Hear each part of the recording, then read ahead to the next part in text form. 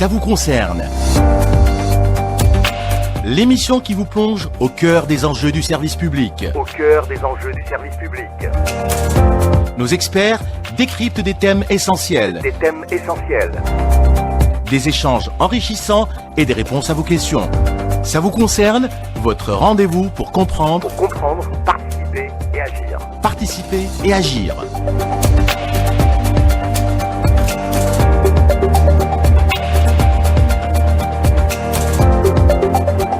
10h05 sur Alger 3. Madame, monsieur, bonjour, bienvenue à vous. Ça vous concerne, on est ensemble jusqu'à 11h. On est en direct évidemment comme chaque matin, avec toujours la même équipe qui prend du plaisir à vous retrouver. Hakim Ben Moussa à la réalisation et au micro Nahla Bekralas. Comme vous le savez, c'est le deuxième jour des examens pour les candidats au brevet d'enseignement moyen.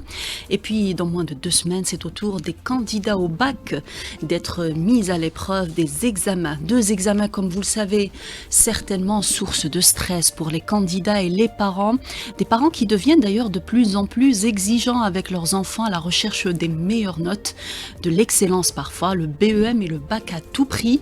La réussite de son cursus scolaire d'une manière générale détermine désormais la place de l'enfant au sein de son école, de sa famille et même au sein de la société. Plus il a de bonnes notes, mieux il est écouté, considéré. Quel impact sur la santé mentale de l'enfant? Comment faut-il accompagner son enfant au mieux vers la réussite? Y a-t-il un seul chemin d'ailleurs vers la réussite? C'est la question qu'on se pose ce matin. Pour répondre à cette thématique, nous avons le plaisir ce matin de recevoir Dr Nassera Hamel, qui est maître assistante en pédopsychiatrie à l'hôpital psychiatrique donc de Chiraga, et Kenza aussi avec nous, coach Kenza, qui va évidemment nous donner des conseils sur comment accompagner au mieux son enfant. Nous allons détailler toute cette thématique dans un instant. Restez avec nous, il est 10h06 sur Alger 3. On vous retrouve dans quelques minutes. Merci de nous rester fidèles sur Alger 3. Bienvenue à vous dans votre espace. Ça vous concerne. On est ensemble jusqu'à 11h. J'espère que cette émission portera ses fruits auprès de vous et qu'on donnera les conseils qu'il faut et on éveillera un peu votre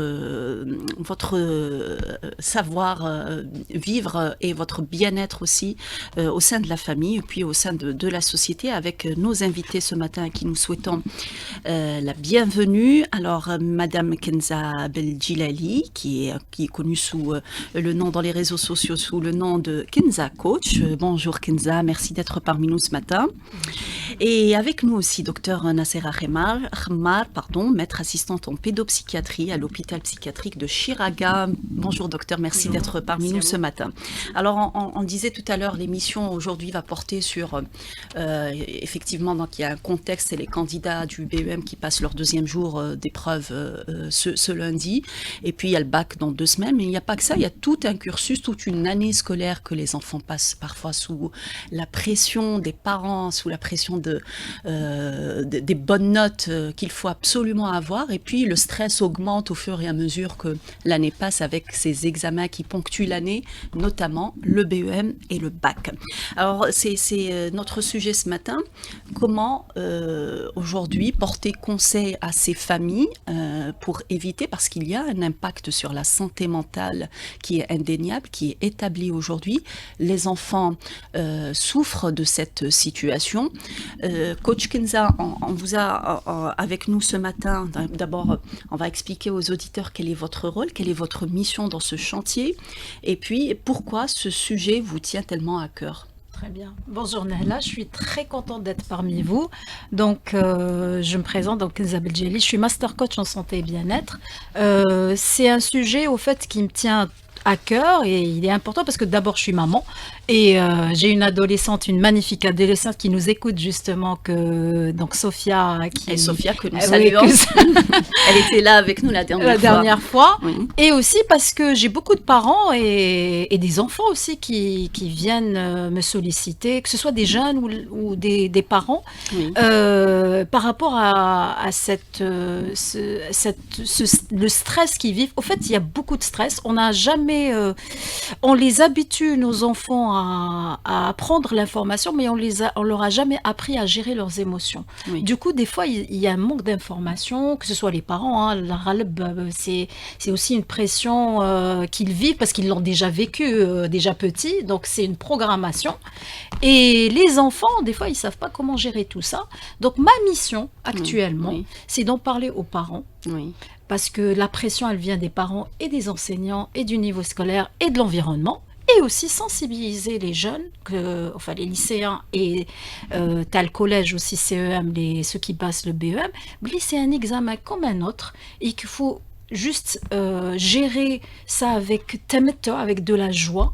Et c'est pas la peine de se mettre dans tout son état ou la pression qui impacte aujourd'hui leur sommeil, leur joie, leur fait de la pression, de la comparaison, un manque, ça impacte leur confiance en soi, il y a un manque de reconnaissance des efforts. Donc tout ça, j'en ai fait une mission aujourd'hui pour en parler autour de moi parce que moi, mon objectif, c'est que les enfants y kibrou avec une confiance qui est renforcée et aussi informer les parents que c'est juste une pression supplémentaire et qu'il faudra switcher en psychologie positive et encourager leurs enfants parce que ça sécrète l'hormone du bonheur. Quand on dit merci, bravo, j'ai confiance en toi, au contraire, ça va beaucoup les aider et gérer ça dans le calme et la sérénité. Même l'ambiance à la maison, elle va être favorable pour leur révision. Mais les parents sont programmés, comme vous le dites. En fait, c'est l'éternel recommencement pour eux.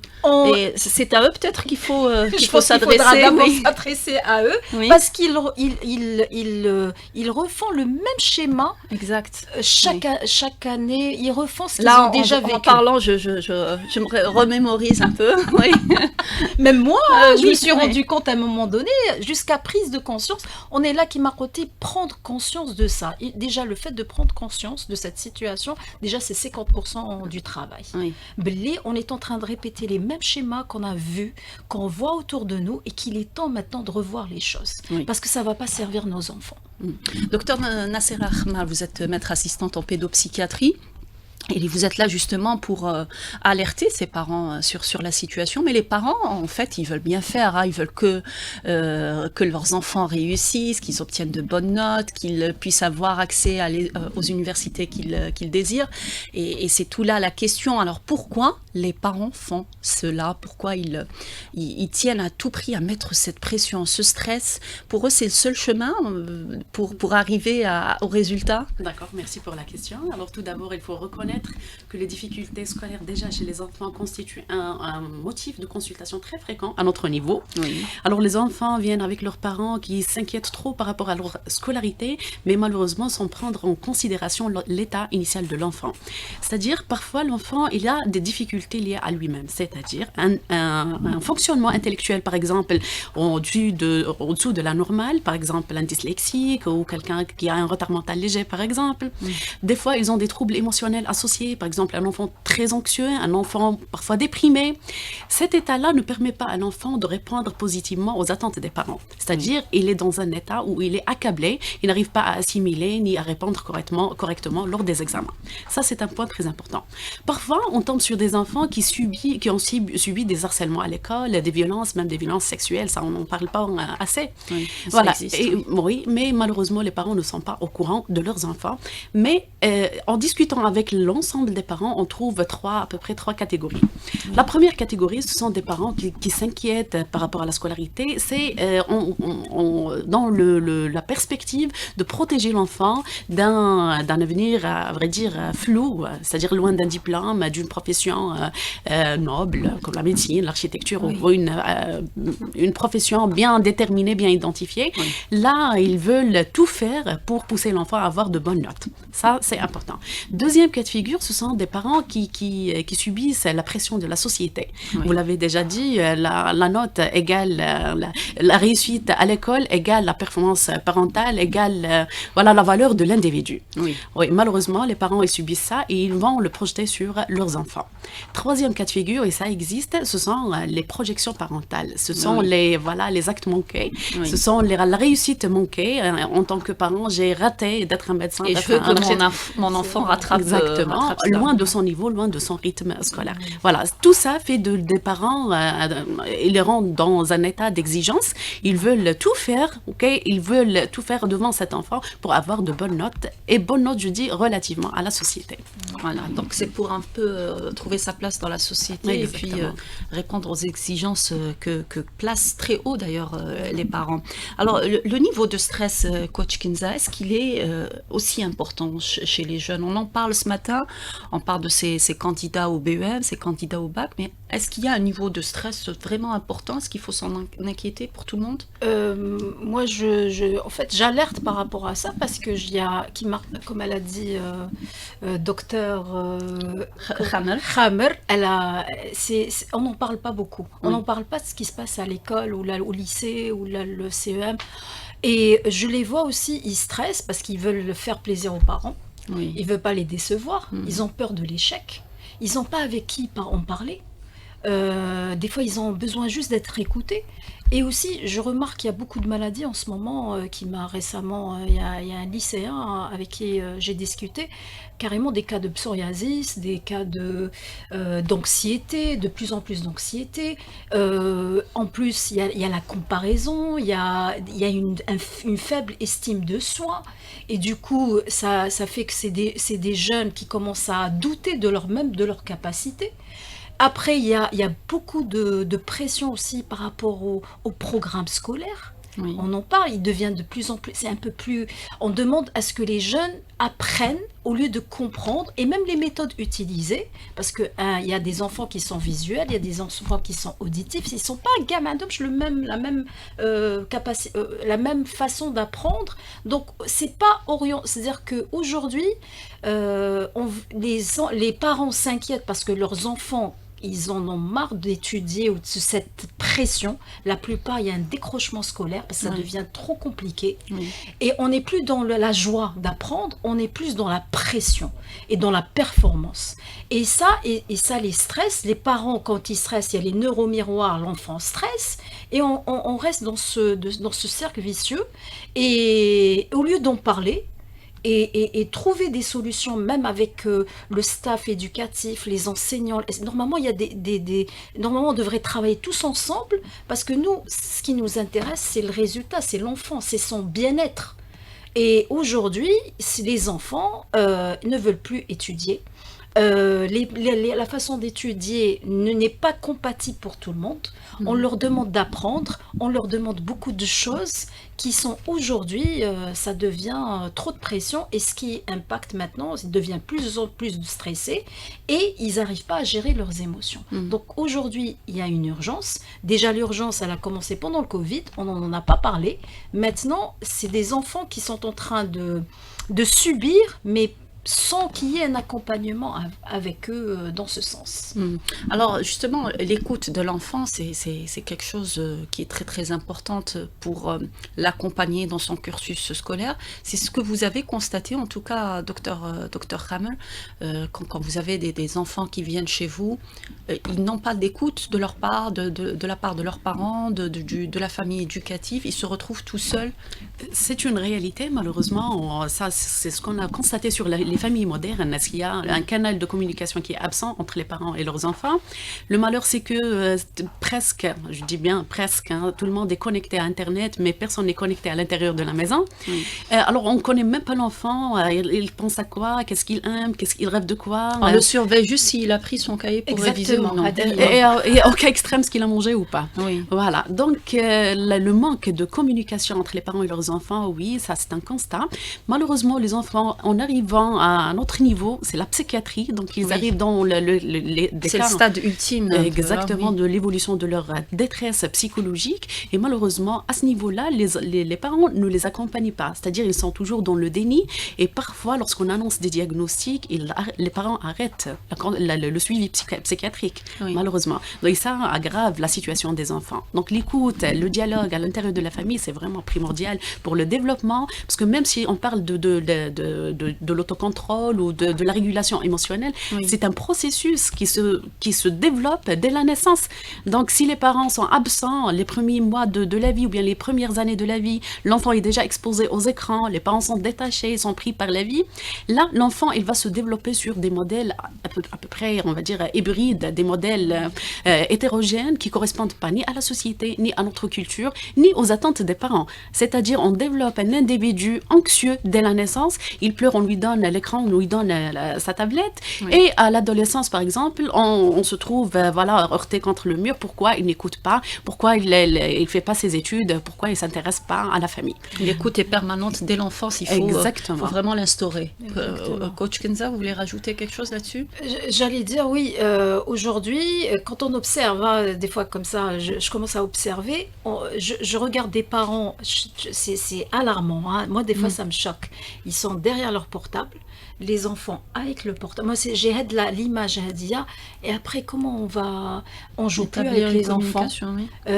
on n'écoute plus les enfants, il n'y a plus de connexion à la nature. Aujourd'hui, l'enfant, il a besoin de sortir de cet isolement. On a l'impression qu'on les a isolés derrière un portable, juste pour que les parents ne s'en occupent pas. Oui, là, les parents aussi, ils ont leur pression aussi. Oui. Moi, je pense qu'il y a un accompagnement à faire Ouais, pour oui, les oui, parents exact. et pour les enfants, Exactement. les deux. Il y a un manque d'information. Et j'aurais aimé aussi les écoles. Je sais pas, moi j'ai vu l'école par exemple à ma fille, il y a des psychologues et tout. J'aurais aimé voir ça, que ce soit généralisé un peu partout et qu'il y ait des cercles de parole avec les enfants, les parents. Il y a Consacrer peut-être une séance à cela. une séance à cela. Ça commence à se mettre en place. Oui. Je vois qu'il il y a eu des organismes qui ont organisé des cercles de parole parents, enfants pour gérer tout ça. Et ça devrait être de plus en plus généralisé. Parce que ça devient très important, parce que c'est en même temps les parents et en même temps les enfants. Et je dirais même les enseignants, parce que même au moins ils jouent leur rôle, et même l'école. Alors nous avons posé justement la question à ce sujet, donc l'impact de ce que font les parents pour exiger le meilleur de leurs enfants, et puis donc l'impact sur sa santé, sur la santé mentale des enfants, à professeur Gaha Sabrina, qui est experte aux Nations Unies et commissaire experte au comité des experts africains pour le droit et le bien-être de l'enfant à l'Union africaine. Professeur Gaha, bonjour. Bonjour Nahla, merci de m'avoir permis à participer à cette émission et je profite avant tout de cette belle occasion pour souhaiter d'abord bonne fête à tous nos enfants, à tous les enfants qui se trouvent en Algérie, sur le sol de notre cher pays, de notre Algérie, et aussi à tous les enfants du monde, et principalement et particulièrement une grande pensée aux enfants palestiniens, aux enfants gazaouis. Donc, à chaque fois que l'occasion se présente pour nous, principalement lors de ces occasions où il est toujours opportun de revenir sur les thématiques clés, sur les problématiques, sur les réalisations, les efforts, mais pas que, aussi sur ce qui reste encore à réaliser pour le bien-être de l'enfant et pour son épanouissement, pour aussi construire l'avenir de cet enfant et pour son lendemain. Et donc, vu cette journée, il est toujours donc souhaitable de rappeler les différents droits de cet enfant, revenir sur ces principaux droits auxquels il doit jouir régulièrement, constamment, surtout que ces droits sont intercorrélés du principe de l'intérêt supérieur de l'enfant, au principe de la participation et le droit d'être entendu, jusqu'au droit au divertissement, au loisir, au sport, en passant par le droit à la santé et le droit à l'éducation. Parlons du droit à l'éducation. La question pose problème, cette fois-ci en l'excès. L'Algérie, quand même, a réalisé un chiffre très important, un pourcentage très, très important en matière de scolarisation, et voire même à l'échelle internationale et aussi africaine. Mais là, on aimerait bien réfléchir sur cette question de qualité de l'éducation et quels sont les paramètres qui sont liés à cette qualité de l'éducation. Donc, nonobstant tout ce qui concerne les programmes, les réformes, la relation enseignant-élève, etc., il y a aussi d'autres paramètres qui concernent la vie de l'enfant en dehors de cet établissement scolaire, comment se passe cette vie et comment la scolarité est pensée et réfléchie au sein de la cellule familiale. Donc, nous observons régulièrement les différentes difficultés auxquelles sont liées à ce sujet-là, concernent cet enfant qui est sous pression, qui vit la pression, pas que lui, ses parents aussi, parce qu'il n'a pas été à l'image de ses parents, il n'a pas été à l'image de l'investissement, il n'a pas été au niveau de cet investissement, donc de ses parents, parce qu'il n'a pas fait suffisamment, il n'a pas obtenu les résultats attendus. Et donc, ce qui a transformé cette relation, la relation parent-enfant, parfois mère et enfant, en une relation scolaire, pratiquement scolaire, qui ne répond pas aux besoins de l'enfant vivant son développement normal et allant vers son épanouissement. Donc tout est concentré sur la scolarité. Donc l'enfant idéal, c'est l'enfant qui est excellent à l'école et l'enfant qui obtient de bons résultats. C'est cet enfant qui est idéalisé dans l'imaginaire et dans les représentations des parents.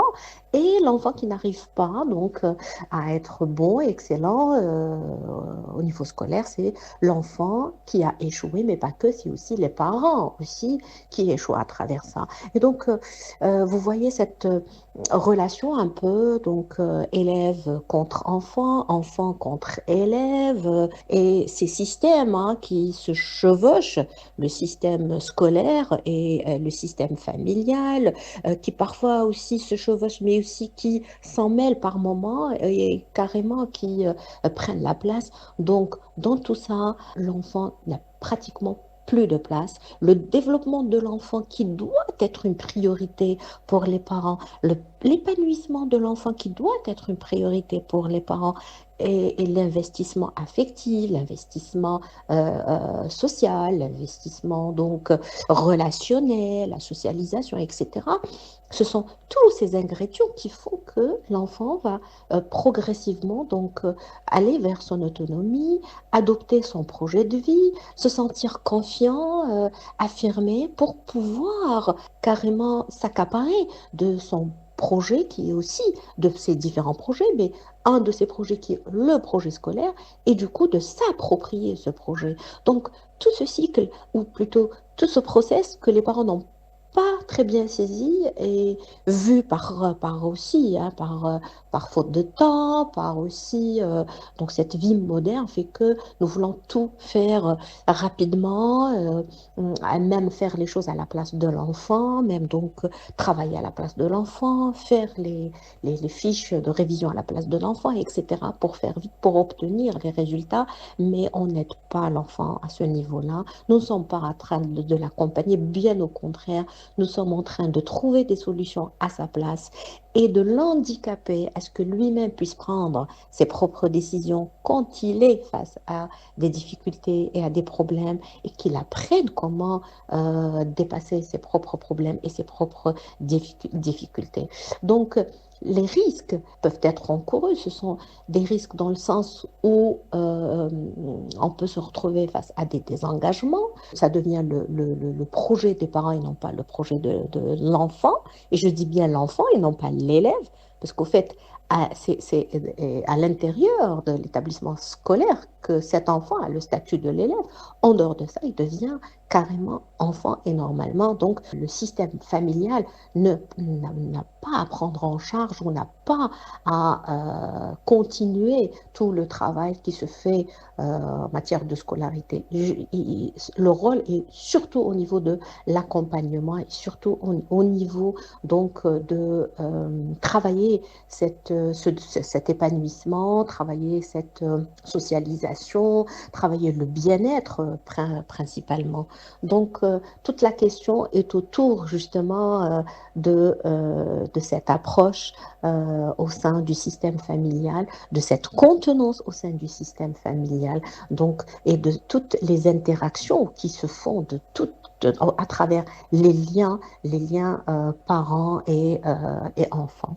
10h31 sur Alger 3. Merci de nous rejoindre dans votre espace. Ça vous concerne. Nous parlons ce matin de l'impact du stress, de la pression sociale sur l'enfant, sur sa santé mentale. Je vous propose de marquer une petite pause, une petite respiration musicale et on vous revient.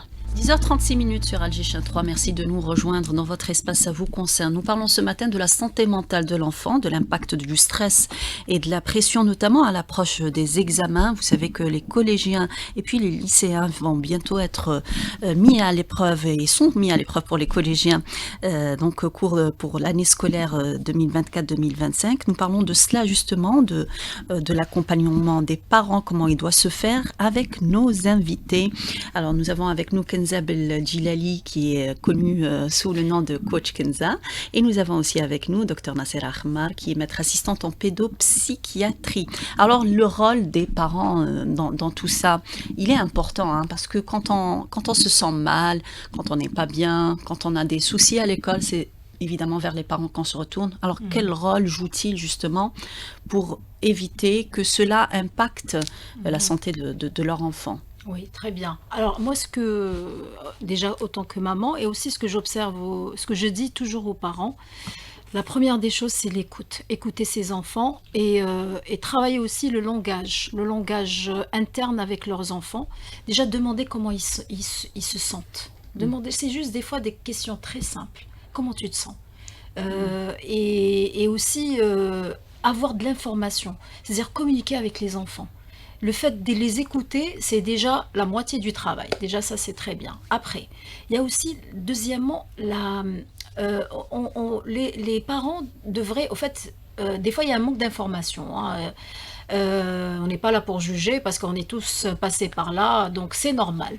C'est aussi apprendre à changer, switcher, de parler, au lieu de dire tu dois aller travailler, mais plutôt tu es en train de faire de ton mieux, je suis fière de toi, tu es capable, j'ai confiance en tes capacités. Vraiment switcher le langage avec ses enfants et de les coacher, c'est-à-dire vraiment être des parents coach, et être là pour les motiver, être des mentors, les accompagner, les écouter, parce qu'un parent c'est important. Le parent, c'est pratiquement c'est la figure, c'est la personne la plus inspirante pour un enfant. Aussi, mettre en place des moments, des rituels à la maison, ça c'est le troisième conseil ou recommandation, mettre en place un rituel où il y a des routines de bien-être, des sorties de temps en temps. C'est pas parce qu'il passe le bac qu'il doit que étudier, parce qu'il y a un risque de saturation. Et quand le cerveau est saturé, c'est bon. Le rendement n'y sera pas. Le rendement, il ne sera pas productif. Donc, mettre en place des rituels, des petites tisanes, sortir, voir un film, faire une activité ensemble, ça va leur faire du bien déjà pour les parents et pour les enfants aussi. Et aussi alors, il y a la quatrième, c'est répéter les affirmations positives et de créer au fait un cocon émotionnel de telle manière est-ce que l'enfant se sente dans la joie, pas dans la pression, pas dans la colère, mais plutôt être dans la joie et être, je vous ai dit, moi la meilleure chose à faire c'est d'être des parents coach et de apprendre aux enfants à gérer leurs émotions. Et ça s'apprend d'être coach, c'est facile à faire? Bien sûr c'est facile à faire, c'est juste au fait ne pas oublier qu'on est des êtres humains. Et qu'on est déjà passé par là. Gaki Marana, on était cette lycéenne ou ce lycéen qui avait la pression. Et se souvenir comment on était et comment on aurait aimé qu'on nous parle. Et on aurait aimé qu'on nous soutienne, qu'on nous mette moins de pression, qu'on nous écoute, voilà. Et la meilleure chose qu'on puisse faire pour nos enfants, c'est de leur apprendre à se faire confiance et à remplir leur estime d'eux-mêmes, parce que on est plus dans la performance que d'armer nos enfants à être plus dans la confiance en soi. Oui. Et c'est la meilleure chose qu'on puisse faire autant que parents, c'est d'apporter de l'amour, de la bienveillance et aussi une sécurité émotionnelle. Très bien. Et donc l'estime en soi, c'est très important, la confiance. Et les parents, justement, ne veulent que ça, le bien-être de leurs enfants. Et ils travaillent là-dessus, justement. Quand les parents sont dans le désarroi, ils viennent vers vous, docteur Rahma. Donc au niveau de l'hôpital psychiatrique, c'est vraiment la dernière chance pour eux de rétablir ce lien avec leur enfant, de le sortir un peu de la situation dans laquelle ils se trouvent. Quelles sont les conséquences justement de ce stress, de cette pression à laquelle est soumis l'enfant? Vous les recevez, quelles sont les conséquences? Alors, il faut le dire qu'à notre niveau, on reçoit des enfants de 1 année jusqu'à, on va dire, 18 ans, 19 ans. Donc, ce sont la petite enfance, c'est les enfants, puis il y a les adolescents. En fonction de l'âge, on a pu identifier quelques particularités. C'est grâce à l'étude que vous avez menée au niveau de l'hôpital. Alors, si on prend l'exemple de la petite enfance, on a reçu beaucoup de cas qui sont, on ne dit pas scolarisés, qui sont socialisés dans des crèches. Et malheureusement, ils viennent nous consulter pour dire qu'un enfant de 4 ans, il n'arrive pas à écrire parfaitement ou à lire. On se trouve souvent dans le paradoxe. Alors, l'enfant à l'âge de 4 ans, il a besoin de jouer, il a besoin d'explorer et non pas d'écrire ou de réciter. Voilà. Ça, c'est un constat et on reste souvent étonné devant les réactions des parents. Alors, comment il va être scolarisé l'année prochaine? Ils s'inquiètent déjà par rapport à l'avenir scolaire de l'enfant. Et parfois, ils sont scolarisés à un jeune âge, à 4 ans, 5 ans. Exactement, exactement. Certainement, il y a des enfants qui répondent, qui sont là, qui ont de bonnes capacités mentales. C'est pas le cas de tout le monde. Exactement. Ça, c'est important. La deuxième catégorie, ce sont des enfants d'âge scolaire, c'est-à-dire au niveau du primaire. Là, l'enfant, il est dans la compétition, oui, mais les exigences parentales, là où on met les attentes très hautes ou la barre très haute, là, les enfants, ils peuvent tomber dans ce qu'on appelle des troubles anxieux sévères et même dans de la dépression, une véritable dépression. À un jeune âge déjà. Exactement. On a reçu des cas avec des troubles sévères, un refus scolaire absolu. Ils rejettent l'école à 100%. Ils ne veulent plus aller à l'école. Voilà.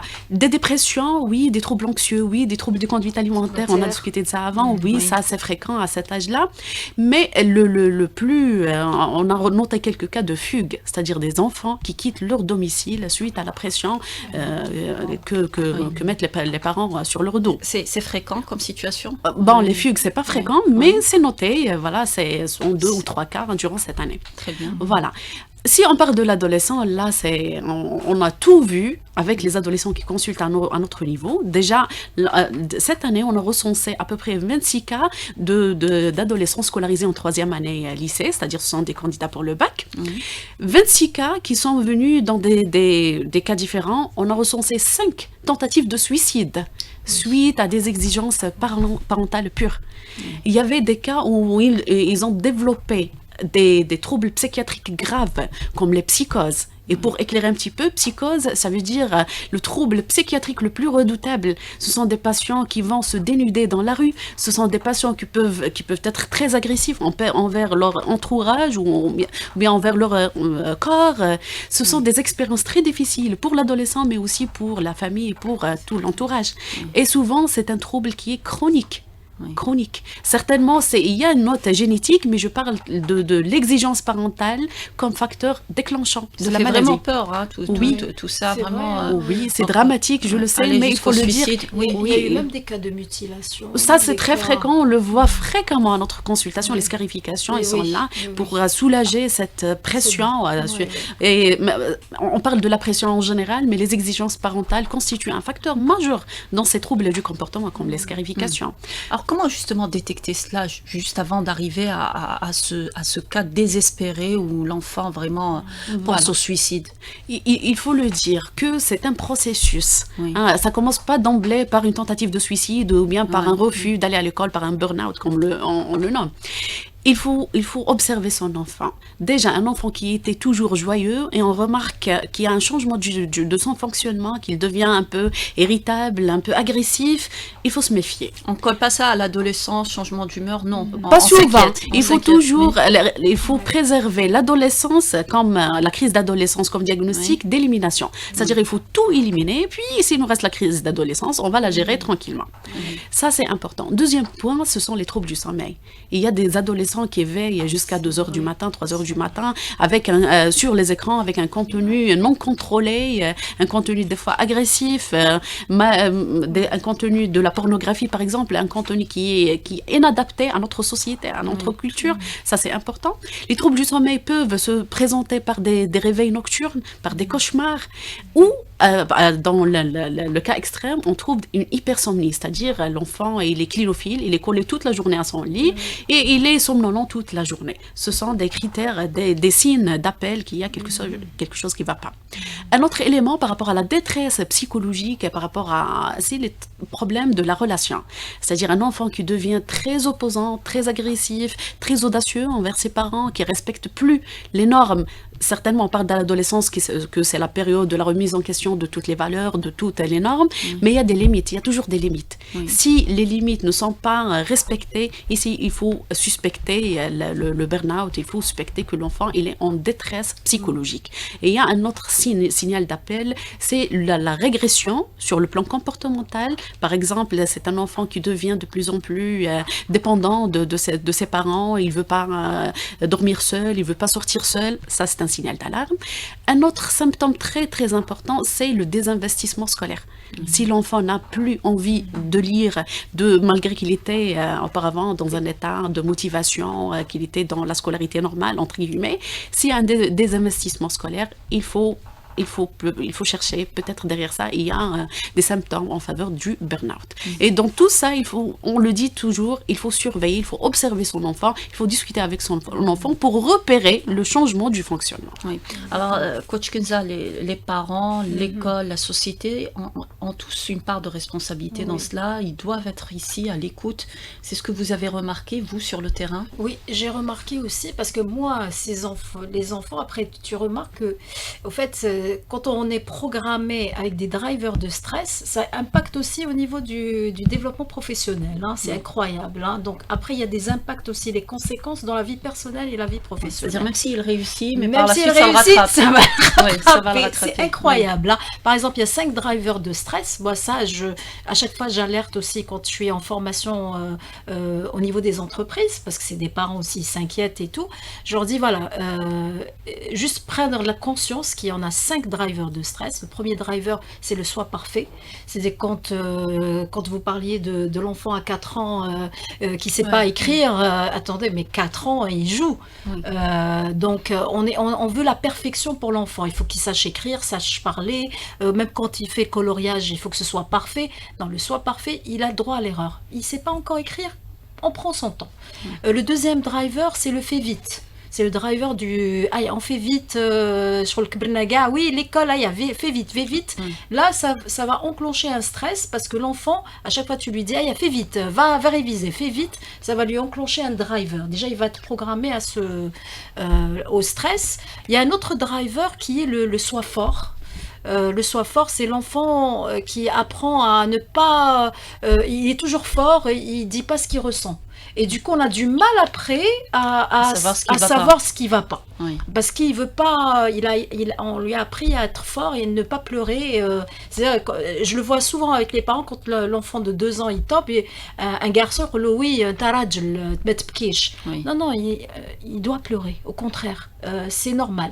Après, il y a le soi, le fait plaisir. Oui. C'est généralement les enfants qui veulent faire plaisir à leurs parents, c'est-à-dire ils veulent avoir la bonne note, c'est l'enfant modèle.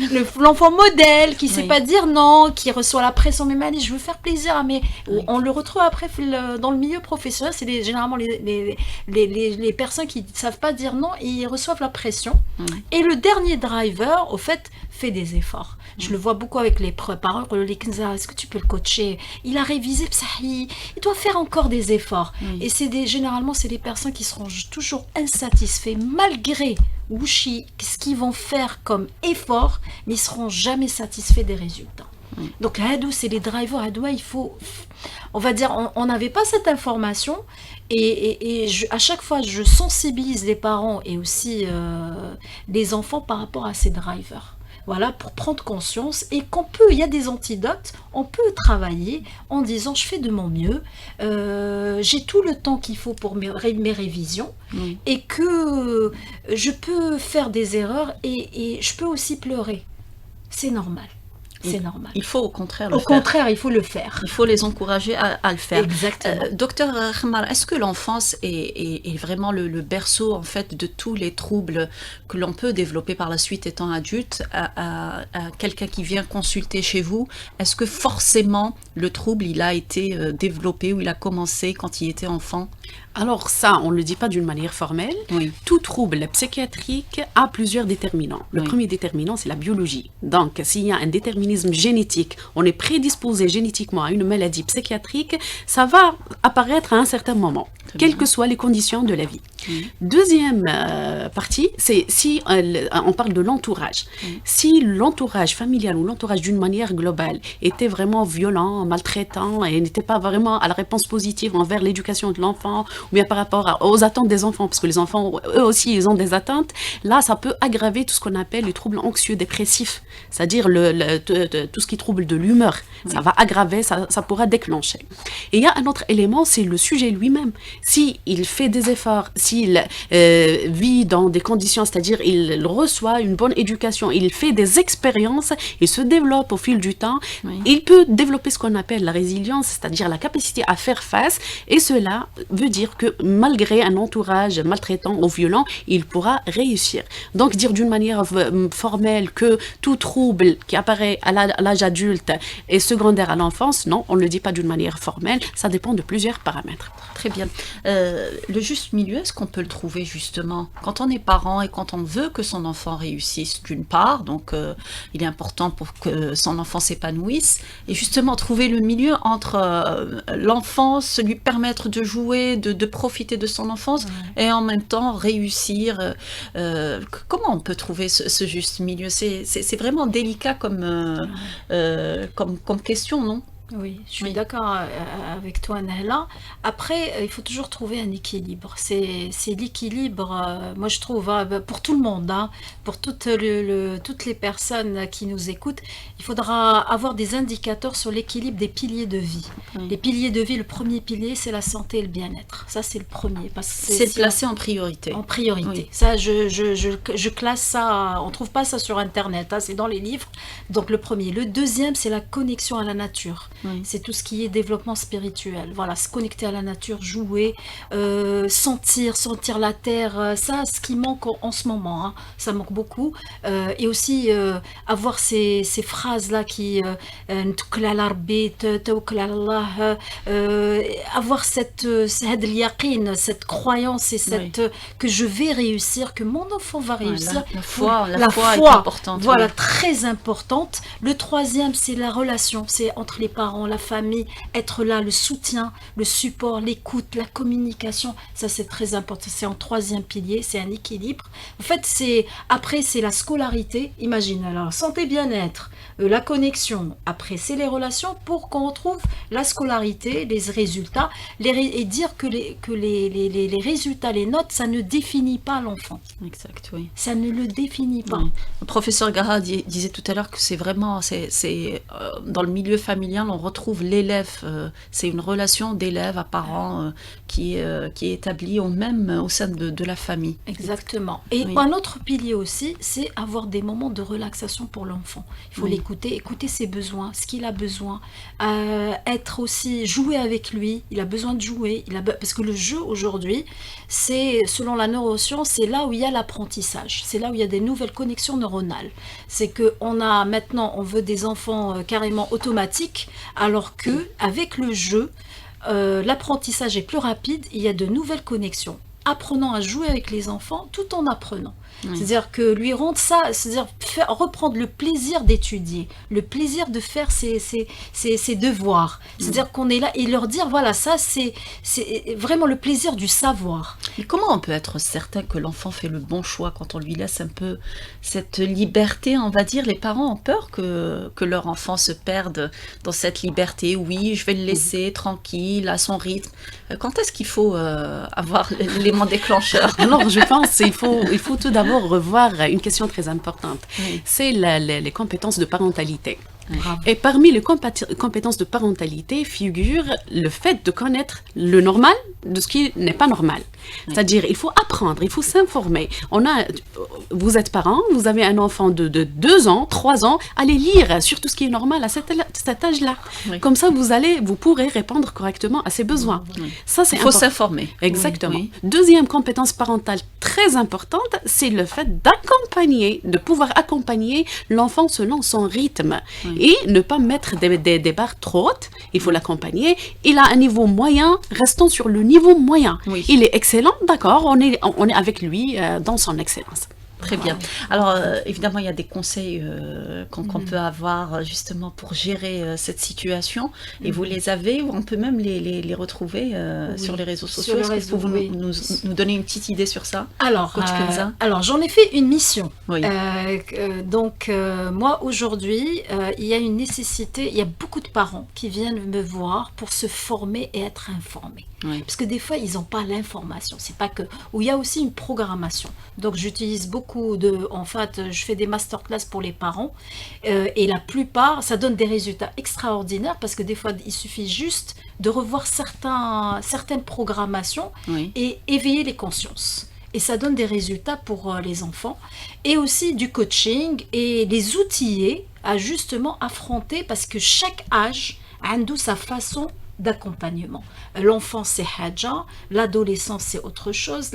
Et apprendre aussi, j'utilise beaucoup la communication, j'utilise des outils, je les outille avec D'ailleurs, comment qu'on peut communiquer. retrouver, Exactement. qu'on peut retrouver donc sur la page. La page. @kenza.coach, c'est bien Kenza cela. Coach, Oui. Instagram et aussi sur LinkedIn. Je partage beaucoup pour les parents aussi au milieu professionnel. Donc Kenza aussi Beljilali sur LinkedIn. Et il n'est Exactement. jamais trop tard pour bien faire. Bien On sûr, tout peut on se peut changer, transformer les choses. Ça, c'est et la bonne nouvelle. Voilà. Tout peut changer. tout peut changer. Et Il grâce suffit à juste un de le bon- vouloir Oui. et aussi apprendre parce qu'on apprend à chaque âge et reprogrammer notre cerveau. C'est possible. Très bien. Merci beaucoup, Merci, Kenza Nahla. Beljilali. Je rappelle que vous êtes connue sous le nom de Kenza Kenza Coach, que vous pouvez retrouver sur les réseaux sociaux. Et docteur Nassera Khmar, merci beaucoup. Vous êtes maître assistante à l'hôpital psychiatrique de Chiraga. Merci de nous avoir éclairé sur ce sujet. Merci à Hakim Ben Moussa qui est à la réalisation, Samir à la technique, Yassine au streaming et Houssine à la régie d'antenne. Et à demain.